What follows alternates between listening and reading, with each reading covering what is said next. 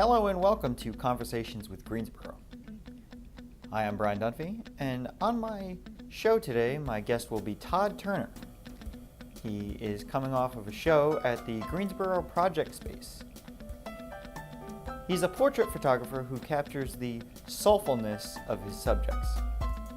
We are going to be discussing how he got into photography, his process, his setup, lighting, and the morals and ethics of photography. Outside of security cameras, basically everything's a lie with photography. And he was like, it's not necessarily a bad thing because you get to decide how to tell the lie. You know? Please join me for the next hour and a half as we have a conversation with Todd Turner.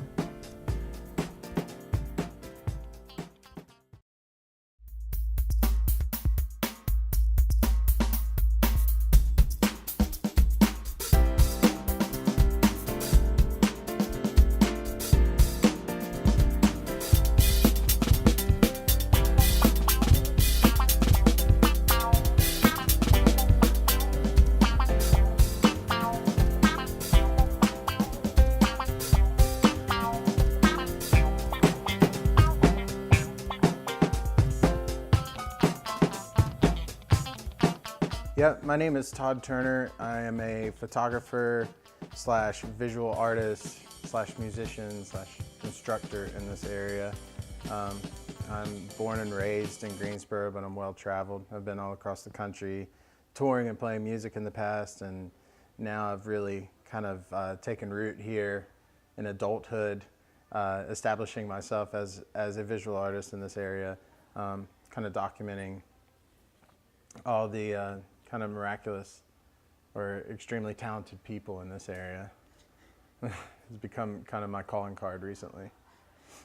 Okay, cool. And you ended up going for a degree in design, and then you took a photography class, and that's what kind of drew you. Yeah. Tell me about what drew you into it in that photography. So, as I mentioned, I was a touring musician for a long time and then decided to go back to college. I think I was 31 years old when I went back, and kind of decided, which that was all a journey in itself to get into UNCG.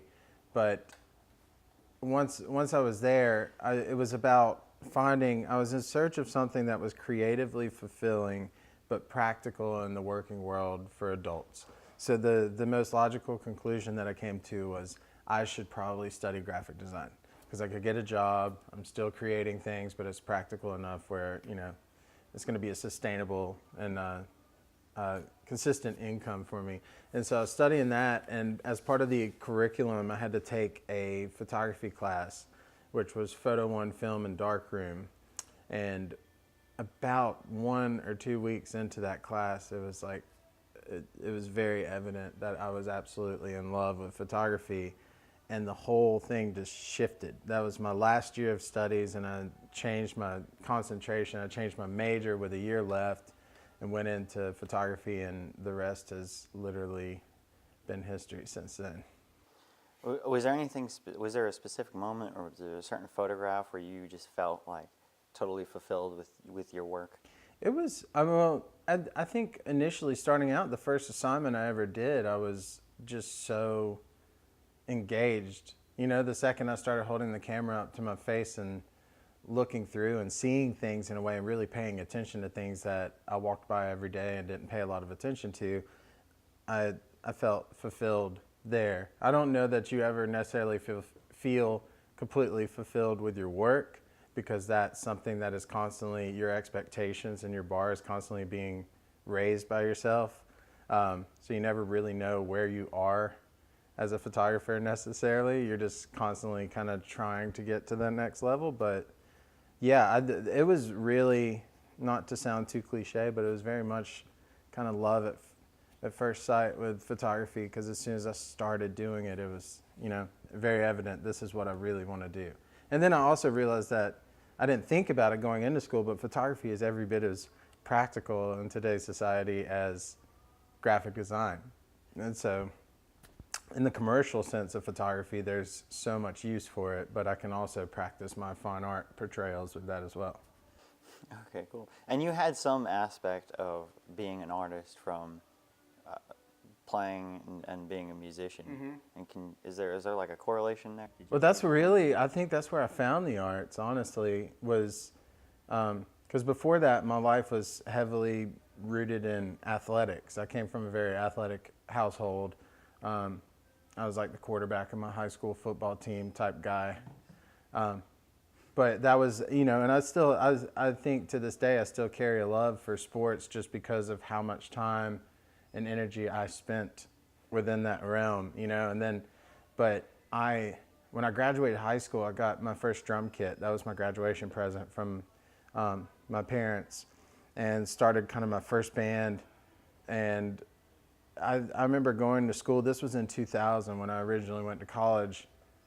And I was at school and I couldn't stop thinking about playing music. So I came home, started playing music, dropped out of school, did that. And then that kind of led to getting signed, touring, all that. And then you end up entering this realm of creativity and expression. And it just inevitably led to the arts, And then entering art school led me to photography, basically, So it was all kind of like a gateway.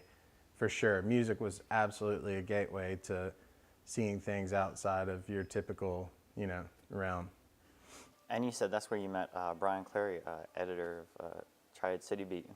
Yeah, I met Brian. I was doing some work. Yes Weekly ran a piece on me while I was in school through Jeff Sykes, who was the editor there for a while. And Brian, being a former editor, I naturally got linked up with him as well.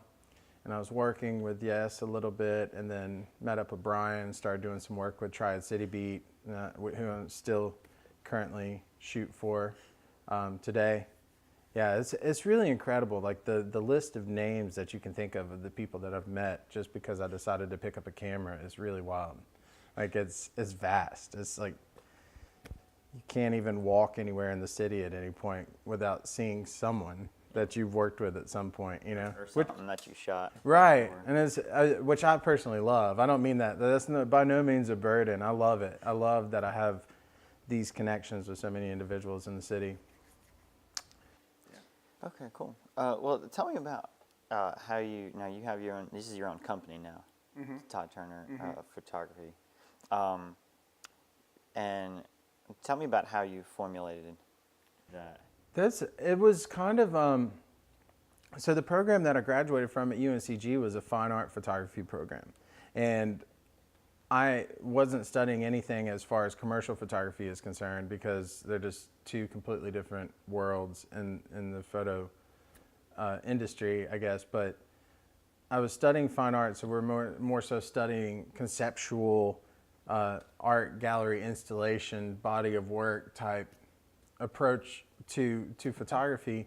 And in an ideal world, I would love to have graduated and just gone into that exclusively, but I was 34, and I had to generate income. I had just spent a lot of my own personal money sending myself back through school, and people just started asking. I think it started with some friends asking if I'd photograph their wedding. And I said, sure, never done it, let's try it. And it went well, and then it turned into, I need headshots. Can you photograph my son? He's a football star at this high school, about to graduate. And so the commercial photography thing crept in and kind of took over everything. And because it was happening and generating income, it's like, sure. Why not? Yeah, and I realized that I could still do both, I can photograph things for pay, and then I can also photograph things for pleasure. And then sometimes both are happening at the same time, I've been told that weddings are like a giant headache sometimes. They can be. It depends on, they're all incredibly different. I think I've done about 60 of them now in the past 3-4 years, but it really depends on who you're working with. They all have a different dynamic to them. It is a lot of work. There's not one that I've ever done that wasn't a lot of work because it's just a lot of images. And it takes a while to go through all of those, and it's a long day, and a lot of times it's a hot day, 12 hours of shooting sometimes in the sun most of the day. So, but at the end, when all is said and done, it's not the worst thing I've ever had to do. You know, everyone, it's kind of a nice thing to be around people that are so happy once all the stress subsides, you know.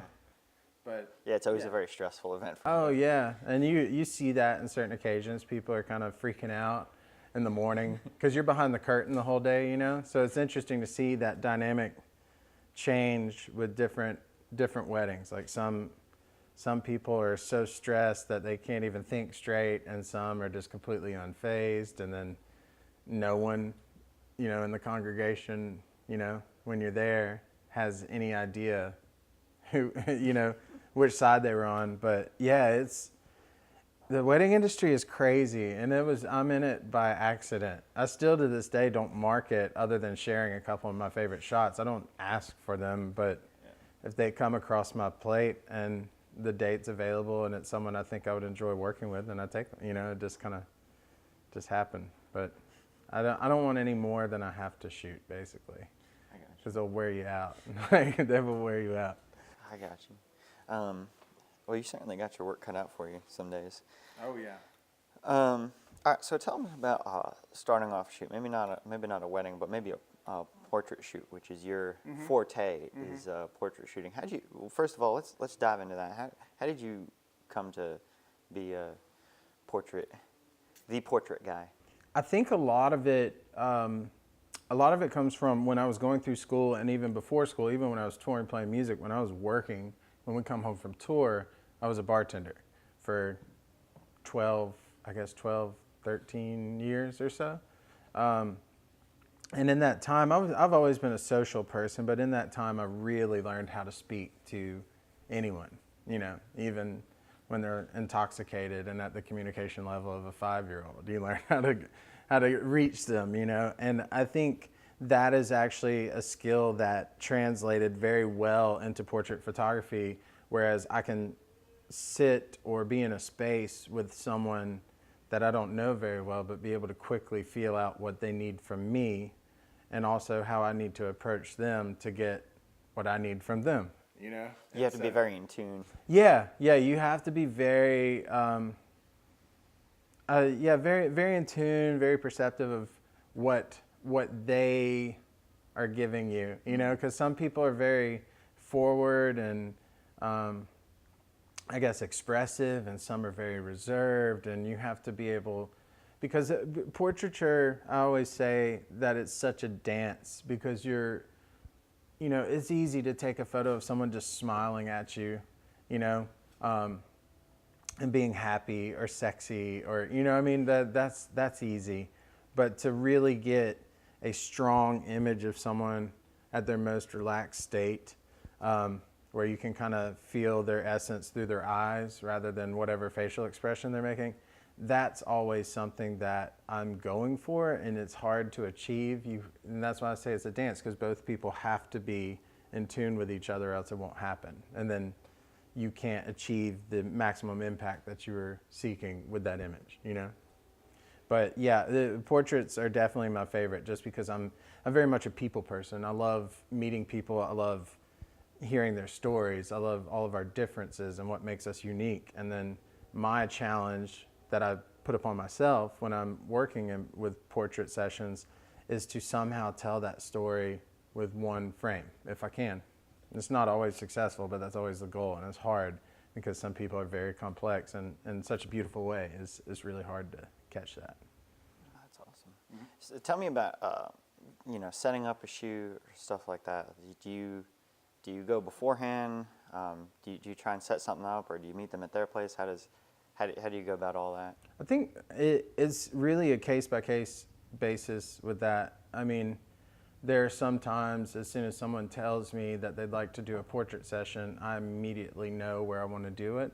There's other times where I want to speak to them and find out a unique location.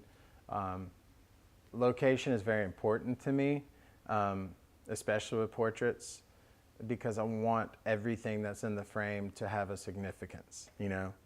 It's not just so much as a quest to get a razor sharp, beautiful portrait of someone, but more so a story within the frame, you know, to say this space is important to them because of A, B, C, you know, and then the way that they present themselves within that kind of sacred space to them, I think adds a lot of impact, whether the audience realizes it or not. You know, that's a big thing for me, for sure. But I'm really big into lighting. So I like taking a normal space and bringing in a couple of lights and making it more of a cinematic experience, you know? I really enjoy that component of kind of heightening the aesthetic of a space, I guess, you know? I don't know if you could heighten an aesthetic, but for me, like the look, the appeal, the style of a space, we should say. And I mean, natural lighting is always your first go-to. You always want to work with natural lighting. Is that correct? I like natural light. I like using both, honestly. That's actually I guess if you nailed down if I had a trademark style or look, it's the combination of natural light and artificial light working together in most of my shoots. There's a lot of my images that are using available light, whether in an open sky or crashing through a window and then filling in other spaces or accentuating other spaces in the frame with my lighting, and doing it in a way that it feels completely natural in most instances. But yeah. Yeah, and lighting is always very important. Your use of shadow is like very in depth. Oh, thank you. I mean, it's amazing because it points out a lot more detail than you realize. Mm-hmm. And it's also very telling of where I put lights in the room. That's how you can break down an image. And I do that a lot. I'm constantly on Instagram or online looking at photographers that I look up to and just kind of dissecting what they did, you know, by just looking at where the shadows are hitting and say, oh, light was over here, it was coming at this angle, you know. It's very telling. But I like dynamic a lot in my images. That's something that I go for. I don't like them to feel flat, you know. I like a lot of layers and depth.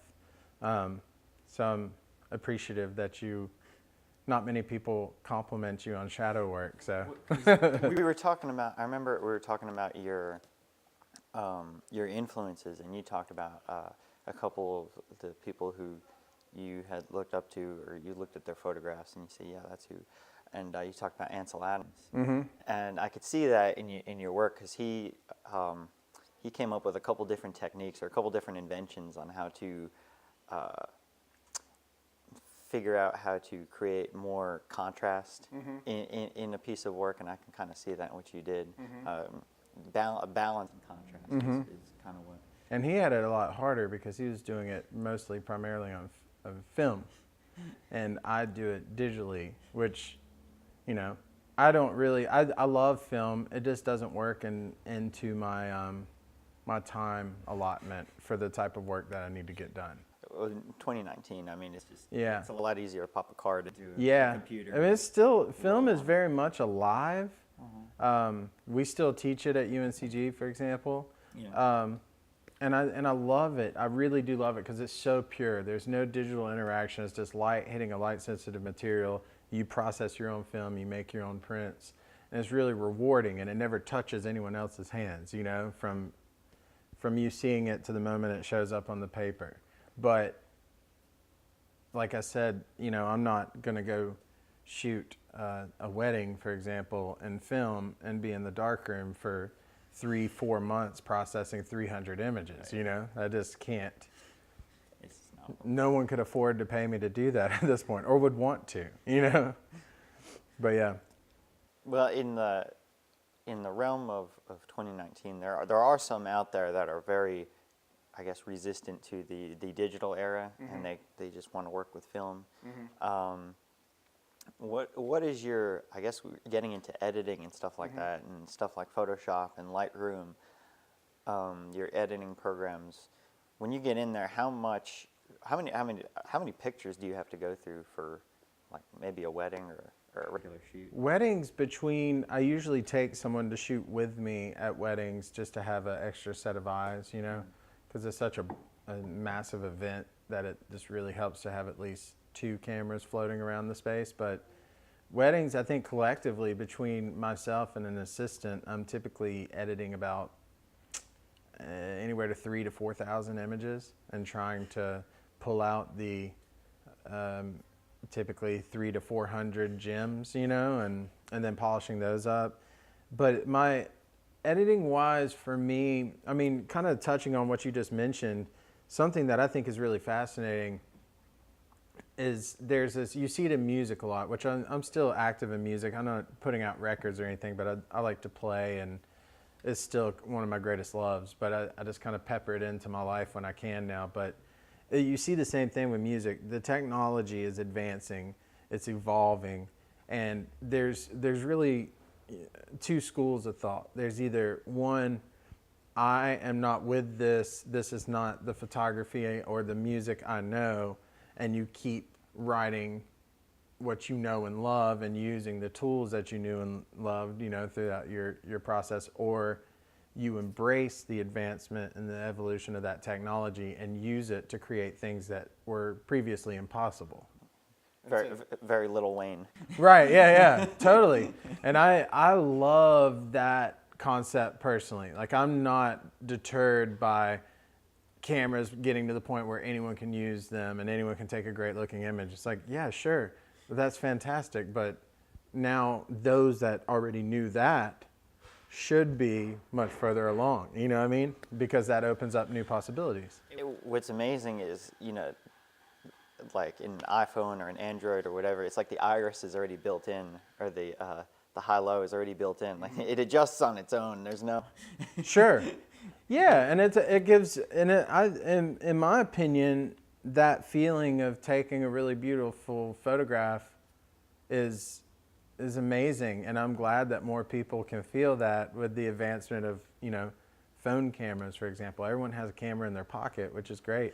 But also, I think that puts pressure on people like myself who are working professionals with cameras to say, okay, so everyone can get that shot, so what do we do now? You know, and then that's what I was saying. It truly is a process where you never realize where you are as a photographer because you're already reaching for the next level of your artistic evolution, you know, and you don't even realize it. It's not something you consciously sit around and think about. It's just, I've got this down, now I'm going here, you know, and by the time you stop to think about it, you're already wrapped up in that realm, you know, you're already there, so.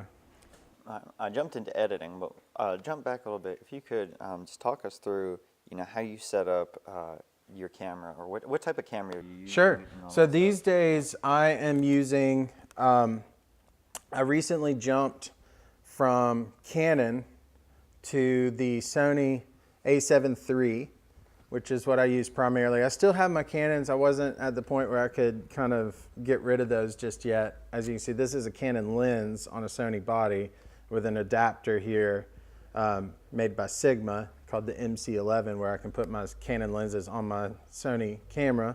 But essentially, I don't have any kind of brand ambassador type deals or anything at this point. But essentially, Sony started to put out more powerful cameras at the price point than Canon or Nikon were putting out. So I rented one and fell in love and then made the jump. But like I said, photographers are really sentimental about cameras, whether it's justified or not. It feels like you traveled together. It becomes like your buddy, like you've witnessed all this stuff together. And then when you get a new one and it's time to sell one, you have a hard time, you know? I know the feeling. I had a tape. We had a Sony before this, which I guess that's why I like Sony so much. Mm-hmm. But it was my beater. I mean, the thing was a you know, tape deck. I mean, I had to upload the thing in real time. Oh man! And it was very time consuming. I love that thing. I mean, I could take that thing on.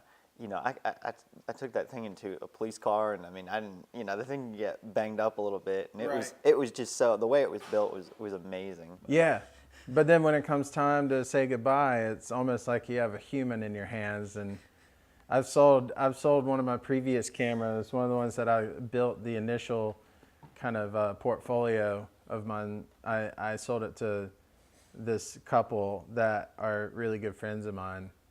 And I told him, I said, I can only sell it to you because now I can come back and visit, and check in. It's ridiculous, but it really is, like, you really do humanize your cameras because a lot of times you work in solitude, right? You're out and about and you're shooting something and you're all by yourself, and then it's just you and your camera. So when it comes time to sell it, to generate income, to upgrade your gear, you're kind of like, well, I don't want to let you go. But yeah, this is primarily my main setup without off-camera lighting. I love this 24 to 70 millimeter Canon lens that goes down to a 2.8 aperture. It's kind of my go-to for wide to semi-tight shots, and it does really well with portraiture. It kind of tackle anything as long as you don't need to get really close to something from far away. Because the 70 millimeter focal length, that's about as close as I can get. But yeah, this camera is really amazing. I've gotten into video work now as well, doing some music videos and such, and this shoots a really beautiful 4K, just crazy detail with it. And a video is a whole nother, you're getting into a whole nother. Oh yeah, video. It was, in my opinion, it was kind of inevitable that I was going to get into video because, well, music videos in particular, that's what I'm doing now.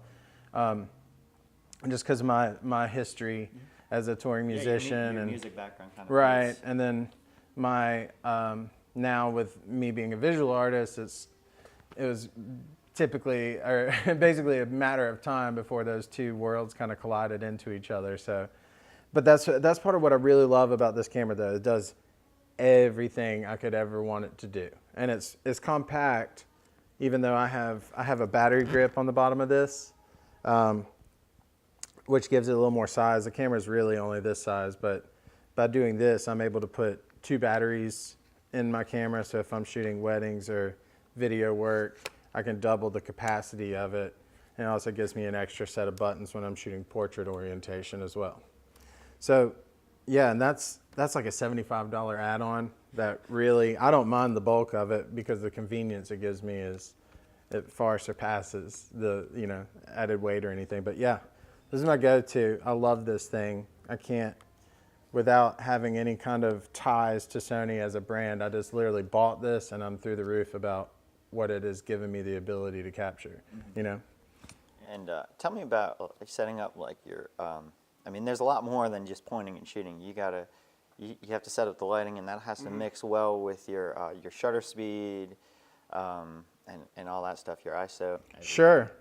Yeah, that's the biggest thing. So as an instructor currently at GTCC and UNCG, teaching photography at those two schools, kind of in photo 1, the first thing you really talk about is the exposure triangle. So it's a combination of 3 elements, hence triangle, of your shutter speed, your aperture, and your ISO.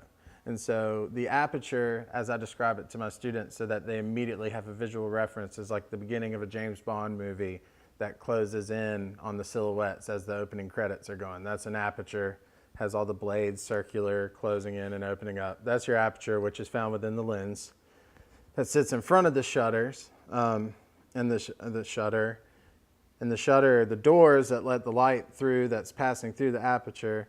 And then if that's not enough, your ISO is basically what I describe as light steroids, which as technology advances is getting more and more powerful, where people can shoot in very low light conditions and just kind of make it seem like it was daylight.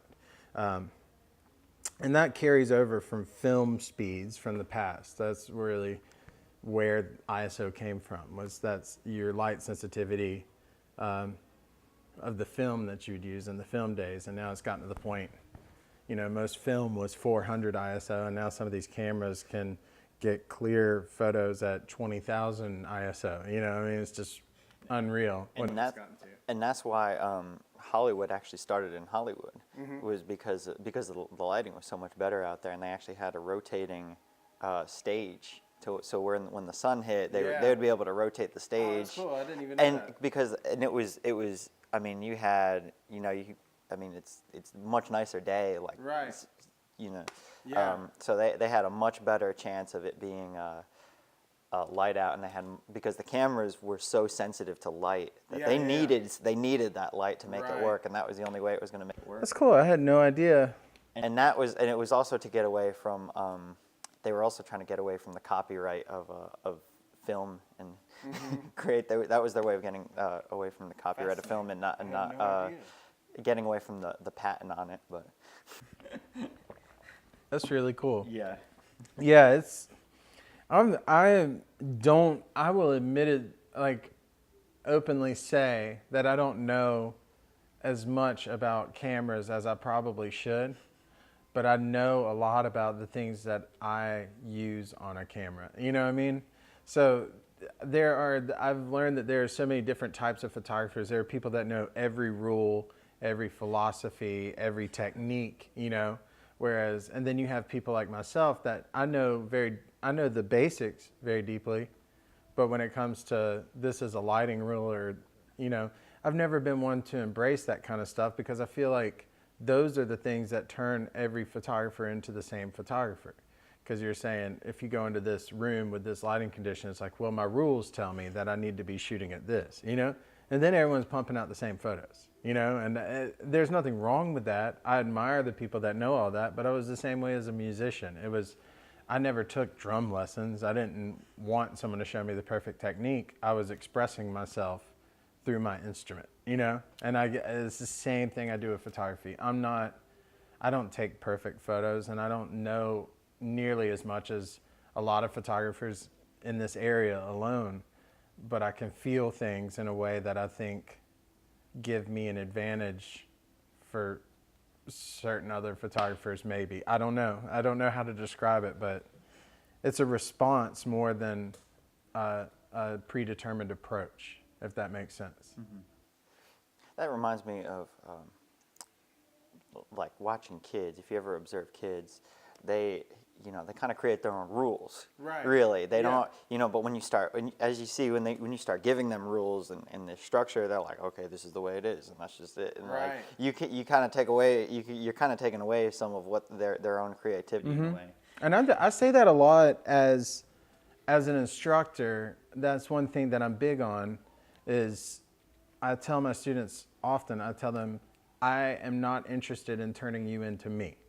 And I think it's important for them to hear that, because anything within the arts shouldn't be an assembly line approach to building a new artist. You know what I mean? Because what's the point in that? You know, that's kind of boring, and it kind of is the absolute total opposite of what you think when you're going in to study the arts. You know, to me, it should be you give foundational things like basics, like I just talked about the exposure triangle. Here's how you use your camera. And now you take that and use it in a way that maybe the world hasn't seen yet. In my opinion, that's the end goal. And if I run them through the same drills and everything that I think were effective for me, now I'm trying to turn them into me, you know? And we don't need that. I'm already taking photos, you know? Now we need new eyes and new voices in that world, you know? So yeah, I agree. That's a big thing, and there's a lot of different opinions on that. But for me, you know, like if you imagine Jimi Hendrix, if they made him play guitar right-handed, you know what I mean? Like, he would have never have turned one upside down and figured it out, you know? And and no one since then has ever played like Jimi Hendrix played, you know what I mean? Because he wasn't afraid to try that. And I think that's really important. But well, that's cool. If you're just joining us, we're having a conversation with photographer Todd Turner. And I appreciate you being here. Yes, absolutely. Thanks for having me. Okay, cool. Getting back into editing, we talked about the rules of editing. We talked about the rules of everything. But in editing, in this digital age, there's filters. Like, there's a billion different things. Mm-hmm. How do you balance all that, and what types of techniques what's your process when you get whatever it is 4,000 photos, sure, and you have to take one photo and kind of shape it to the way you want? What's your process for doing it? Well, the overall view of editing for me and this is something that comes through in my teaching as well, but this is another parallel to the music career that I had, and it's so true. And I mention this when I teach this to my students, but editing, so much like when I was writing music as a drummer, if someone brought me a piece of music and I just worked really hard to learn this new fill, then as soon as I hear that song, I'm trying to use that fill in the next song that we write, which is in my opinion, the absolute wrong way to go about that.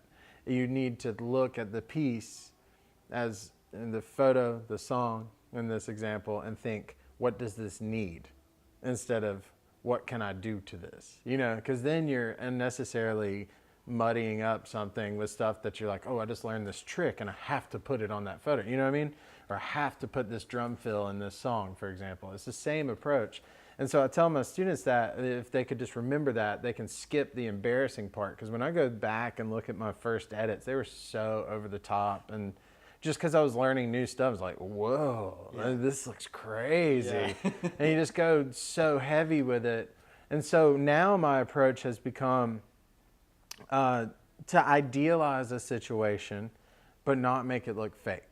I have a big pet peeve with photos that are where someone looks like a porcelain doll or something, because it's not reality. And I understand the fantasy concept of the arts and photography, and I get that, but I think for my approach to it, I'm more into the reality of someone than perfecting them. So when I edit, I like to keep it as minimal as possible. There's some photos in my portfolio that I literally didn't touch once it came in from the import, because I was like, it doesn't need anything. It's just that perfect storm. It just happened, and I don't feel like I need to nudge it at all. Like, it's right where it needs to be. But say, for example, shooting a wedding or something like that, the editing gets batched out into different lighting conditions. That's how I do that. So I will edit as a batch, maybe all the prep shots where they're in a hotel room or something, and that lighting is what it is. And then the lighting from that space to the ceremony is completely different. So that's a different editing approach there. That'll happen.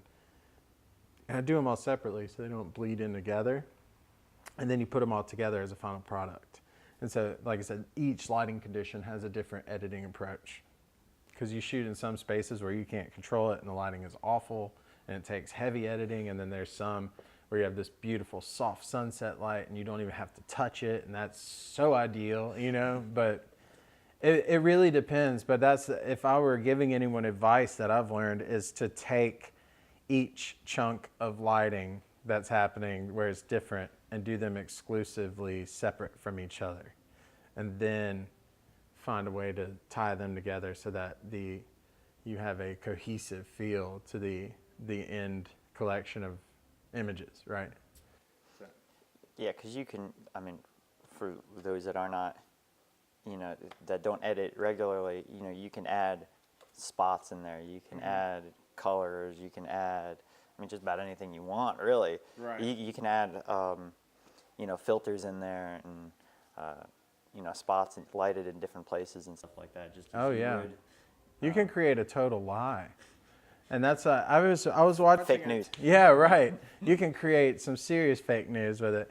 But I was watching this video recently as a tutorial, and this guy, I really wish I could remember his name because it was so great. But he basically said, outside of security cameras, basically everything's a lie with photography. And he was like, it's not necessarily a bad thing, because you get to decide how to tell the lie, And I was like, and it's true. If you think about it, something so much as an aperture, and for those who aren't familiar, an aperture can control the depth of field in your image. And so it's the difference between, say, like an Ansel Adams landscape that feels as though that you have sharpness throughout the entire frame, so you feel like you can walk into that photo, as opposed to shooting at a low aperture number, which gives you very shallow depth of field, and which isolates things for you. It isolates the person, except we don't see, no human goes out in the world and just completely blurs out the background when they're looking at someone like, wow, you look so beautiful today. And so in that sense, that portrait, even if I didn't edit your skin at all or anything, like, it's a lie because no one sees that way.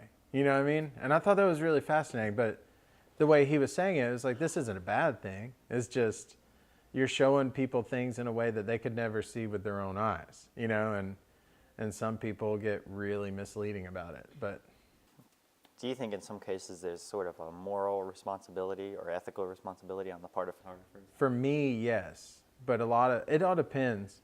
You'll work with people that are incredibly self-conscious, and you'll work with people that are incredibly comfortable with who they are, you know, so it really depends. But I never edit people in a way that I think would be offensive to them without them telling me to do it. You know what I mean? I won't go to them and be like, so you want me to bring your hips in? You know, I mean, like, I never go there. It's always, you can tell. Usually when you're working with someone, you can tell if they're not okay with Like body language. how they look. Yeah, and they'll tell you. They'll be like, I hate this. And I mean, they immediately, the second they sit down, is like, oh, I never do this because I hate all these things about myself. And for me, I've never looked at it that way. I've always thought that everyone was beautiful in their uniqueness. You know, like I really do. And I know that sounds like such a cliche thing for an artist to say, but I think that everything that you carry with you at that moment in time is part of your story. You know, like it'd be like someone photographing me, and I'm like, hey, give me a nice head of hair or something. You know what I mean? Because that's not me. That's not my story. That's a fantasy of maybe what visually I would want myself to look like, but I don't. But there's nothing wrong with that, you know? And there's beauty in everybody's journey, and how you can tell that just through their face and body composition. But understandably, in the world that we live in now, with filters and selfies galore, people can basically tell the world how they wish they looked. I don't know, you know, at times. And it's that's always an obstacle with me, because you're constantly keeping up with the Joneses in today's society through pictures and videos has gone to a whole new level, because everyone has a digital trophy case now, you know, on social media. It's all, look at how perfect I look. Like, you know, people are smoothing out their skin and making their eyes bigger and bringing in their face and all that. And then the part that bothers me is when you meet that person and out in public or in person, you're just immediately critiquing, like, oh wow, you really lied to me. You know what I mean? Whereas my approach is to take someone's photo and use lighting to enhance the significance of a space. But everyone that I photograph in my portraits, if you go through my portfolio, that's what they look like. You know what I mean? I'm not turning them into anything. I'm not going in and taking out every single wrinkle. I love the wrinkles. Like, it's part of the story, you know? So, yeah, it's a when you talk about moral obligations, that is definitely something that I battle with, because you're not going to have the same client all the time. Everyone has different needs, different concerns, different insecurities, and you have to essentially cater to that. That's an interesting approach. Yeah, that's a whole conversation. That could take up an entire one of your episodes for sure. I was about to ask you about selfies, because since you mentioned selfies, what's your personal feeling towards selfies? Since you mentioned it in that way. I mean, I take them. Yeah. So I take them with it, and also, in fairness, there's not a lot of people that take photos of me, you know. So that's someone's got to. Yeah, that's the best I can get. Well, who better than you? Yeah, but I think I really, with that, I think it's great that people have a way to kind of tell their stories these days. My only negative on that is that I feel like people get lost in that because they have found the perfect angle to look how they wish they looked, I guess, you know? And people start to not only take that photo, but send it out into the world as their reality, you know? And that's where it gets a little murky for me, because it's just kind of sad sometimes where it's, you know, they want the world to feel that that's their reality.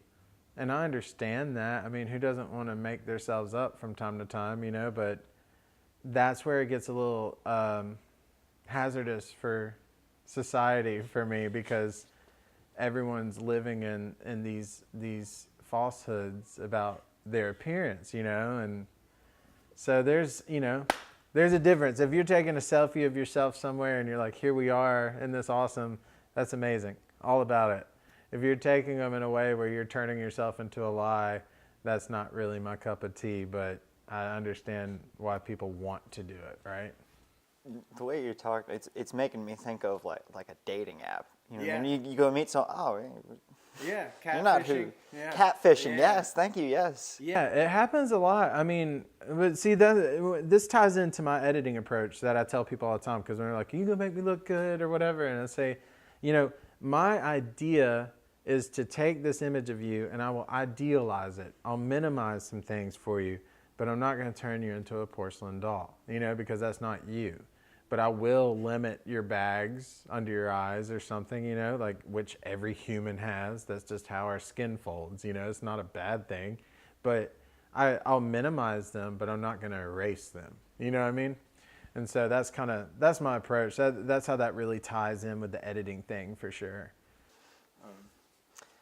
That's excellent. I was going to go through some of your photos here, if you don't mind. Sure. Got them on my little device here. The little selfie device. Yeah. Selfie box. The selfie box, yes. Yeah. If you can. Yes. That's Helen Simoneau, who is a choreographer and dancer who is from Quebec, but now is living in New York City. But at the time that photo was taken, she was in Winston-Salem. And that was taken at Wake Forest University in the dance studio there. She's an incredible artist. I mean, when people think of dancers, and myself included, before I started working with her, I just assumed that she was the traditional training of dancing, like ballet, theater dancing, when in reality it is it has a lot of the same fluidity, but her pieces are so expressive and they're like intense. They're like a sensory experience to sit and watch some of her pieces that she does, just the pairing of the lighting and the music and the movements and the interactions of her dancers. And I was just really inspired by her. I learned a lot from working with her because I used to be really excited when I'd finish a shoot and I'd be so quick to put something online. And I remember that night I put something up of hers after this shoot, and she wrote me and was like, can you please take that down? And I was like, oh. And I was like, what?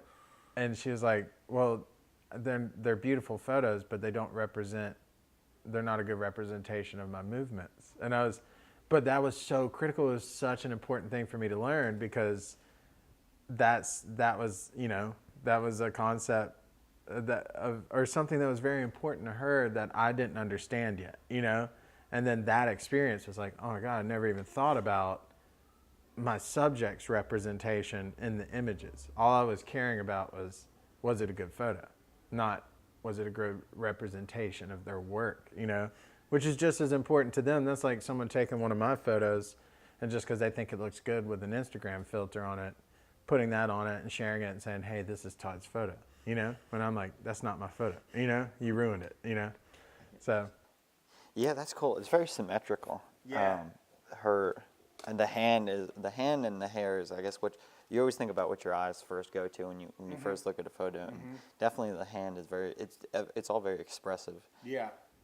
She's really incredible, honestly, and that was just the two of us in the studio alone, and I was playing with some lighting for that shot to create some significance, because there is artificial lighting for sure on that. It's a one light setup, very simple setup, but just to create some dynamic between her and the rails and the curtain in the background, which I thought ended up very successful for that as an atmospheric portrait of her, you know.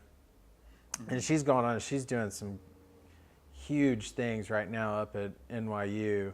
I mean, that's kind of a common thread with these individuals that I've photographed. It's like as much as I'm growing as a photographer, they're kind of overshadowing my growth with all the things that they're going on to do, you know.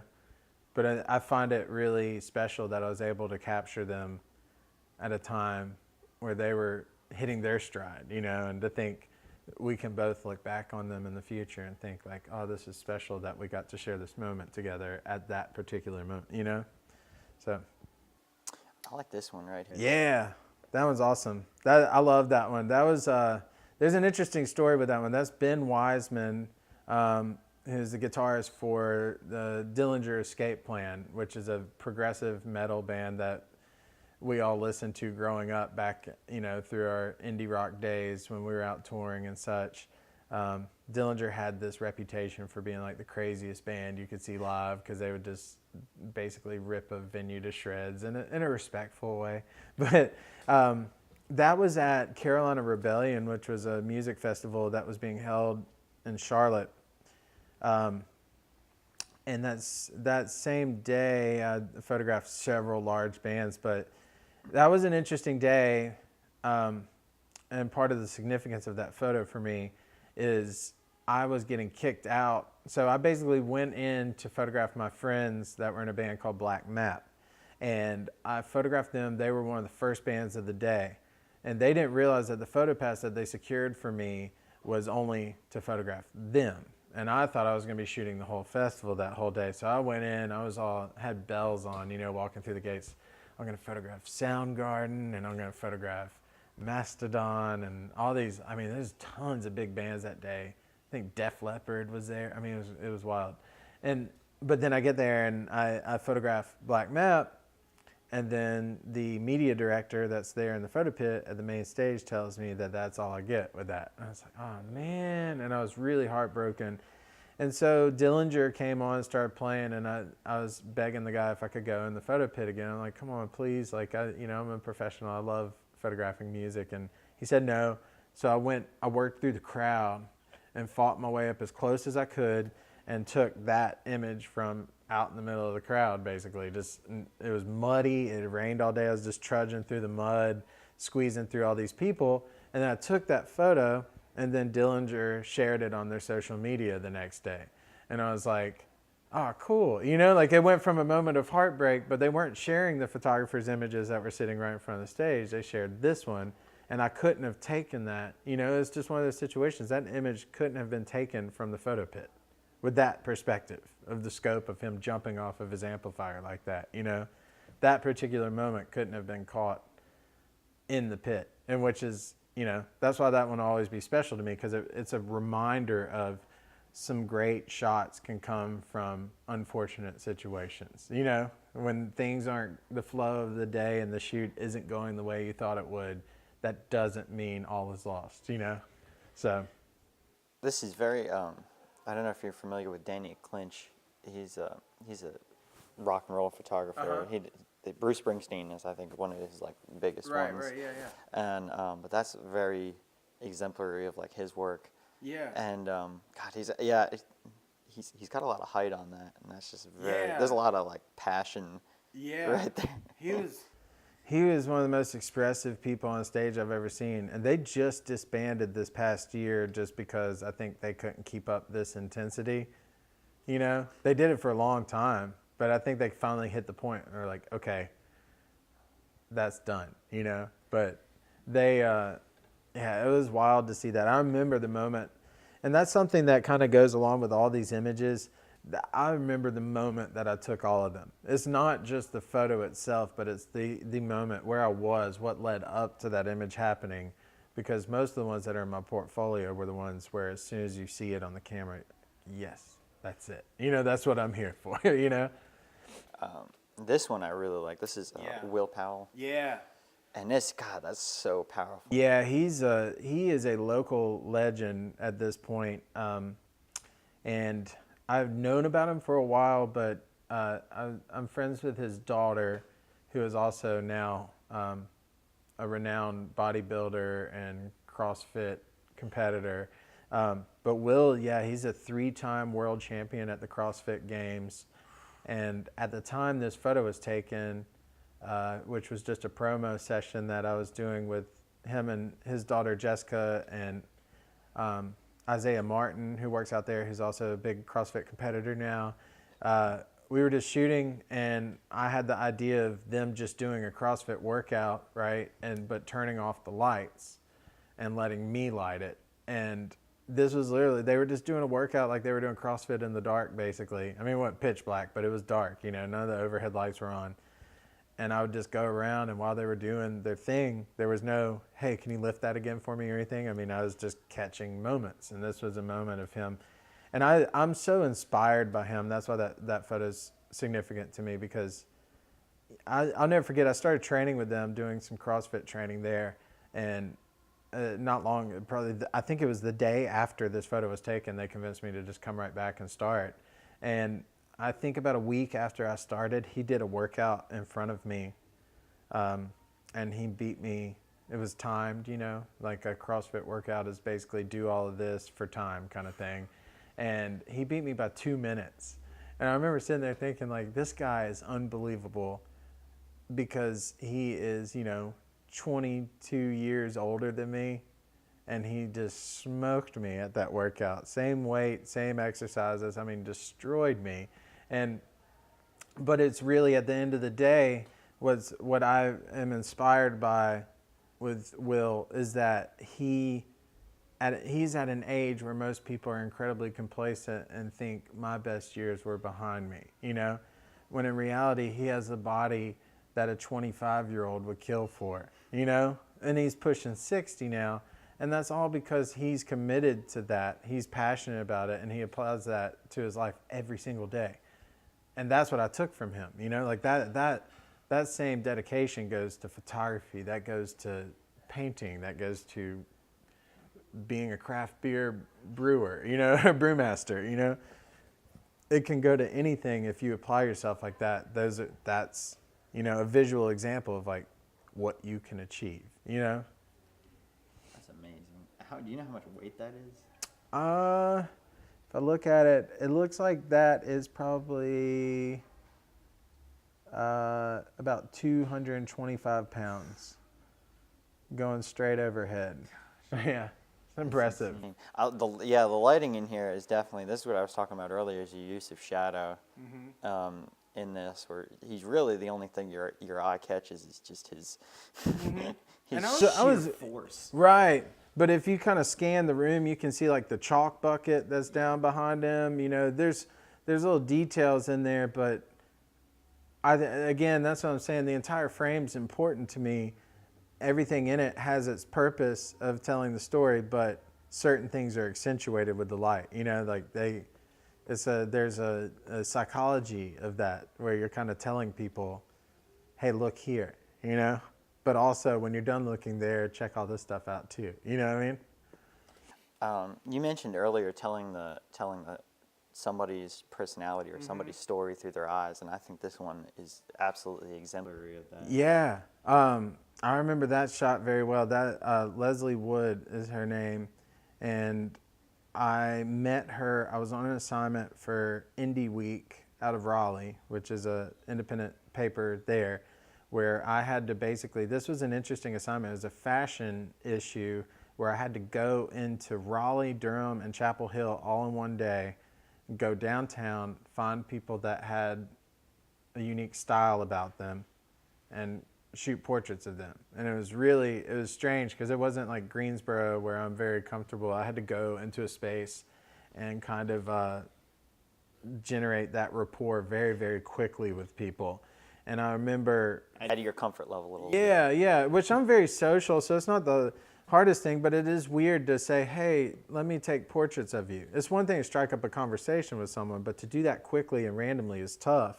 But I remember she was obviously comfortable, like she had a comfort level in front of the camera, and we took several shots, but I just thought that one was really strong with the eyes and the playfulness of how she like engaged with her hair, you know. It's like, that's kind of, I've always enjoyed that image for sure. It almost looks very French. Yeah.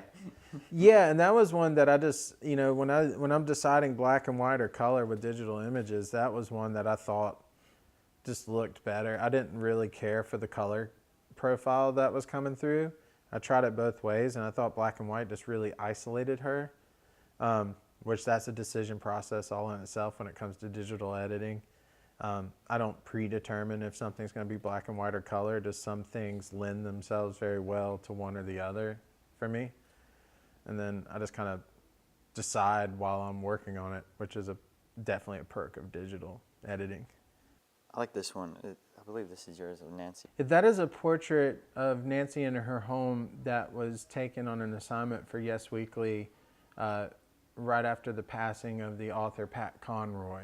And she's holding a book that was written by Pat Conroy that was given to her in her home, which I thought was important for these images, for them to be photographed in the space where they would actually interact with his work.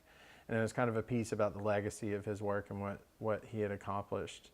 And this one was special for me because I knew Nancy Hoffman. Obviously, I knew who she was, but I'd never met her until I knocked on her door, and then I found myself in a city councilwoman's home, and suddenly we're doing, very intimate portraiture of her in her sacred space, and I thought that's just one of those moments you think about as a photographer where you're like, this is a pretty great experience to be with someone that's a public figure like this and immediately have their trust like that, And I know she really enjoyed these portraits as well, which is always rewarding to know that they enjoy how they look as much as you did as well, Yeah, it struck me because it's very powerful. Thank you. The way she's just the way she's looking, like there's a lot of there's a very strong feeling, like there's something big going on. Right. Yeah, and I think when you know that it's immediately on the heels of the passing of the author of the book that she's holding, then it has more weight to it, and that he was a friend of hers, and that's a good example of using, when you talk about natural versus artificial light, windows are like your best friend when it comes to lighting portraits naturally. The best thing ever. I just try not to overuse them. That's the problem as you keep going. You find you start dipping into this bag of tricks one too many times and your portfolio becomes a repetition, right? So it's like each situation calls for a different lighting profile, basically. And it's important to keep mixing that up as much as you can. Trying to avoid being a one-trick pony. Right, yeah, because you want to have dynamic in your portfolio, or else you just become predictable, and there's no art in being predictable, I don't think. I mean, it's just you're just expecting the same old product over and over and over. So I really like this one. Yeah. I remember when this popped up on like her Facebook feed or whatever. Yeah. This was just, it's really cool. Because it's her. Yeah, that's definitely one of my favorites. Gina had the idea to shoot this at Suds and Duds, which is owned by a good friend of mine, Eric Flick. And we went in there to do it. We had this idea of her as a painter having all of her paint clothes that she's washing. So we had the basket with them hanging over the basket, hanging out of the machine. And how she usually would finish a piece and go have a beer and kind of wash her clothes, basically. And so we thought it was a good opportunity to kind of showcase that in a playful but still very serious way, which is why I think I like this portrait. It kind of covers two different territories. It's obviously like staged and kind of funny, like a little joke about being a muralist, but it's also her. I mean, she's so strong looking in this photo. I mean, she's a strong woman in general, but like that's part of what I wanted was the confidence, it's part of what I've always been attracted to about Gina is that her work has such like childlike qualities to it, the pop art and the youthfulness of it, but yet with that she carries, and that's her spirit too, for sure, but she carries this really strong confidence about her work, which is a really beautiful thing that a lot of people can't find. So that I think that portrait really captured that, and I was really happy with the lines, the way the lines of the washing machines kind of lead you to the right third of the screen or the frame where you see her. I say screen because that's how everyone sees photos these days. But yeah, I think you portrayed it very well because it's very much her. She doesn't pull any punches. Yeah. It's just She's who she is. That's what I love about her. I mean, every time we're around each other, get to work together, it's always a blast because she's just so real. And like I said, these days it's so hard to find people that are that real, and that she has such a comfort with exactly who she is, even as how she looks visually, you know? So there was no posing with her or anything. It was like, go over there and be Gina, you know, and then I'll catch it, you know, and it just worked out great because we're very much on the same wave, her and I, so we work well together for sure. This one I really like. I found this one. I think it was in your Facebook or whatever. But Yeah. I like this one with Chris Fuller. It's like something else is on the horizon. Thinking about a new recipe or thinking about her next business venture. Yeah, which is, I mean, very fitting because this was taken right after the Winston-Salem location opened up.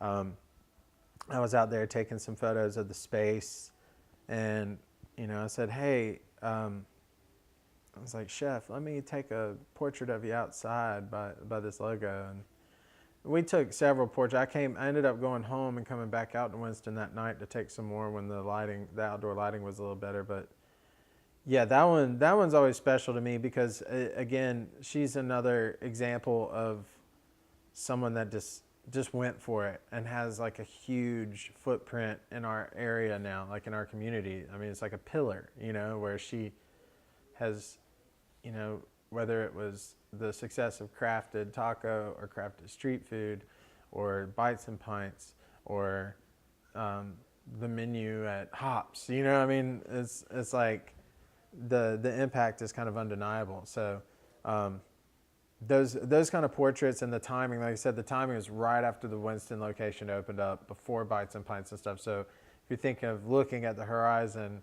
but still having pride in what you just did, that's exactly what we were trying to kind of convey in that portrait. And once again, the eyes tell the story in that one. Right. It's very powerful, a lot of character. And that can be something as simple, like I remember taking this photo and people are like, do I just look at you? And there's times where I look at, you know, when I'm looking through the camera, I'm like, why don't you just look out that way across the city with pride in what you just did, kind of thing. And then they know because they have that. That's a natural feeling that they have right now, but you kind of, sometimes you'll have to tell them, hey, I want to see that, you know, show me that feeling. And you do have some folks that you have them look right at the camera. Right.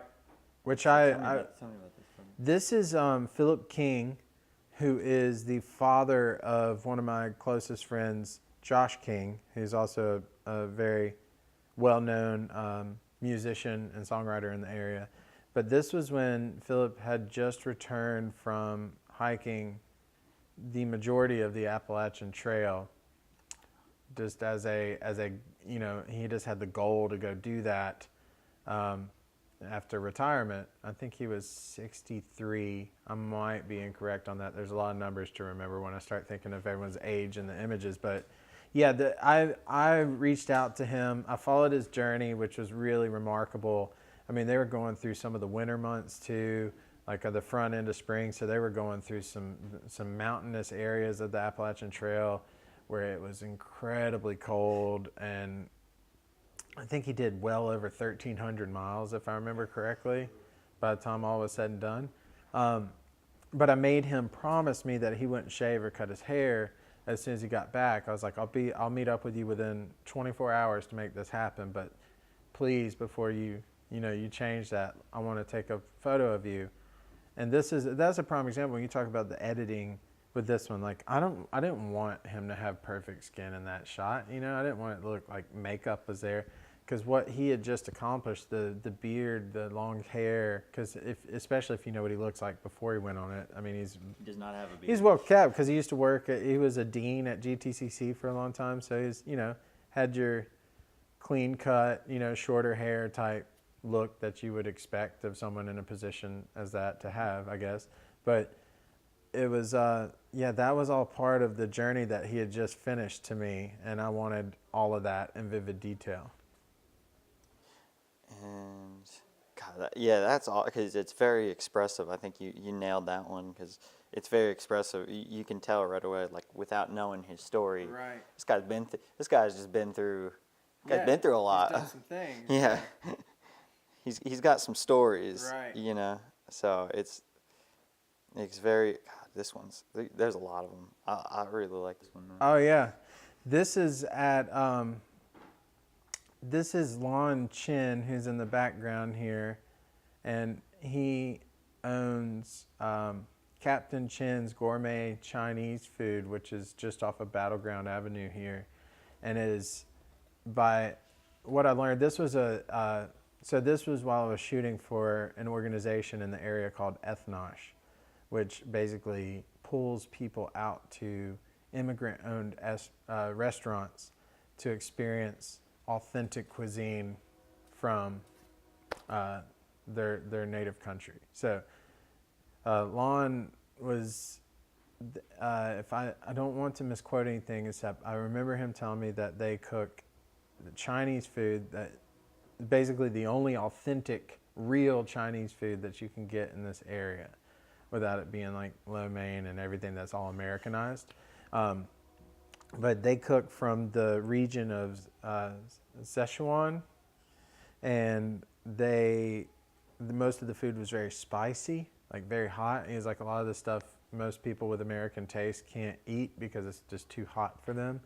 But they basically have sacrificed some additional income and profits in order to maintain the reputation of being the only real Chinese food in this area, like, you know, which I thought was really great. And that was just a moment where they were cooking a dish that I thought was just a cool, candid moment of them working. They didn't even know I was in the kitchen at that point.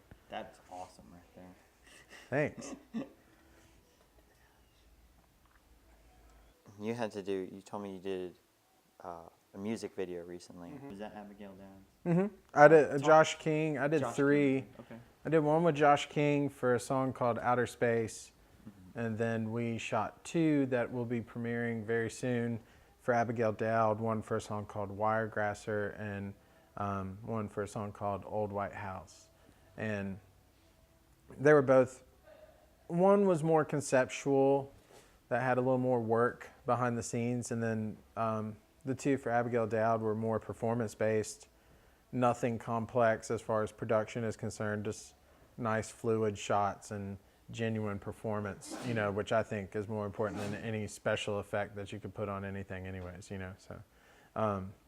But it was a lot of fun to do that, to kind of put some of these images in motion for a change, you know. But a lot of the principles tie in as far as your color, your use of light, the space that you're using for the lighting, the framing, the composition. But the difference is that the composition is moving the whole time, and you have to maintain your composition while that's moving, as opposed to just catching a freeze frame, you know? So it's definitely different in that capacity for sure. Last but not least, we talked about, we were getting into some other stuff. You talked about your influences last time, and I just wanted to get into this a little bit. Gregory Crutzen, he is, he's another, I guess, kind of a scene portrait photographer, but he kind of does it in his own way. And in his own way, his pictures are kind of, in my perspective, they're kind of eerie in a way. It's kind of a weird story. I mean, it almost looks like a modern Netflix horror series. Yeah, in a way. And a lot of them were taken long before Netflix was a thing too. You know, yeah, I can totally see that similarity. Yeah, I think with Crutzen, I've always liked dark work for some reason. I don't even mean like horror or anything, but just stuff that has a heavier feel to it. Musically, I mean, I like the dynamics of it all. I mean, you could put on music to dance around to, and I love that too, but I've always really resonated with darker work that has some weight to it. And Crutzen's work is just, from the second I saw it, I was just immediately in love with his work, because I didn't really know, and that's kind of his whole thing, I didn't really know what was happening in the scene, but he builds his scenes like a movie scene, but it's just for one image, literally one image. There's not a series of images. They'll build a whole room from scratch with every single component, from the curtains on the windows to what the models are wearing to how wrinkled the sheets are. You know, anything is all built for one photograph. And I was like, I remember learning that, and I said, I can never do that. And I think that's why I love his work so much, because I admire what it takes, like that much work, you know, and organization and thought to get that one image. And his use of light was the greatest inspiration that I pulled from him, because the way he used light was like nothing I'd seen before, and it was so gorgeous. And I wanted to start exploring, studying lighting, you know, which is actually, that's actually what I teach at UNCG, is lighting. And that's part of what I tell my students, is as you learn these lighting techniques, you're basically opening up an entire new world of possibilities as a photographer. Because now, I mean, photography is the capturing of light. And if you can control the light, now you're opening up everything, you know, like you can go anywhere with it. So, but yeah, Crutzen, without a doubt, I had the pleasure of meeting him 3 years ago. And I don't fanboy a lot in my life, but I had to tell him, like, you're the reason that I really have started pursuing photography. And I was like, and I'm sure you've heard that a lot, but this probably be the only time I sit before you, and I had to tell you myself. just so you know. Well, that's cool. And you're also a big fan of Tim Tatter, who's more of a commercial kind of sports photographer. And I was kind of thinking of that with Will Powell, you know what I mean, who was lifting. And you have a couple other action shots, but he says that his shoot days are like Christmas to him. Yeah, it is. And I think once you get, that's the other thing, is starting out with commercial work, especially in a smaller market like Greensboro, which I love. You know, I'm not trying to move to another market, but when you're starting out, you have a limited amount of participants, right? And there's this constant thing where you're trying to carve out your style, but also appeal to the people that want to pay you to do the work, right? So you're kind of, there's this kind of compromise constantly. But when you get to a point like where Tim Tatter is, and that's part of what I love, he is a commercial photographer, but that's why I see so many similarities between us, because he does fine artwork as well, right? But at the same time, he'll be shooting portraits of like Le'Veon Bell and Stephen Curry, you know? I mean, so it was like, who doesn't want that gig, right? And when he gets to a point where they just say, hey, we're thinking like a shot of Steph Curry with water wrapping around him. And he can do that. You know, he can shoot it, and he's so good at his post and editing work where he can take this really slick picture of like an athlete with special effects happening around them. And I just really admire his coexistence, because I see a lot of similarities to me of being a commercial photographer that still loves to create artwork with his camera whenever it's possible, you know what I mean? But yeah, and then I found it interesting that we also carry the old TT initials too. It's like this weird, you know, in the same 3 syllables. It was weird, but yeah, he's incredible. And I have, you know, Crudsen's a fine art hero of mine, and then Tim Tatter is a commercial hero of mine. And my duality with those two realms, it's cool to have people to look up to on both sides of it, you know. And it's funny because they're two totally different. They're on two totally different ends of the spectrum. Yeah. Like, even in lighting, you know, Tatter's gonna use more key lighting. Everything's gonna be bright, and it's gonna be highlighting whatever the name brand is that they're sponsoring. Right. Yeah. And Crudsen's gonna tell you where to look, you know, with his lighting. That's how he does it. You know, it's everything is meticulously lit and placed, you know. Which I would say that happens in commercial photography as well, but like you said, just in a different way. You mentioned key lighting. It's going to be brighter, more direct, more to the point, whereas something that Crudsen does is going to cause you to really, you know, you'll never see a Greg Crudsen photo really with a low aperture. They're all deep. Every shot of his is deep. You have focus from the very front of the frame to the very back every single time. I've never seen one that is anything but that, because he wants you to explore the frame. He doesn't tell you with his aperture where you want to go. It's everything is in focus the lighting might hint at that, but it's really about every single thing that's in the frame of his images is there for a reason. And there's always there's always like a foreground, but there's always a lot happening around it, like the walls. You're detailing. You're almost like, it's almost like watching CSI or SVU or something. You're looking at everything in the room to try and pick out all the details out of it, and I think that's what he's trying to do to you. Yeah, he's very psychological with his work, which I dig. I like stuff that isn't so heavy-handed that you kind of have to figure out for yourself, Yeah. I'm the type of person that likes the way The Sopranos ended, whereas there's a lot of people that So many people were irritated. Yeah, I'm like, well, you don't need to know exactly what happened, like. I think they just didn't want to kill Tony. Right. They didn't want to show it. But they wanted to imply it. They didn't really want to kill him. Yeah, right. They wanted to show that if you live that life, that's how sudden it stopped. Yeah, but his character was, I think they just didn't want to kill him. Right. It'd be so much harder to deal with. They didn't want to, but they did, and that was you like. did, but you didn't. Yeah, right. I knew someone who was very frustrated. He said it was a cop-out. It was a total cop-out. And not as much of a cop-out as Lost, but that's a different conversation. That's a different conversation. Yeah, that one killed me. God, that was back when I had time to watch the show. Yeah, you and me both. You and me both. Both excellent shows, though.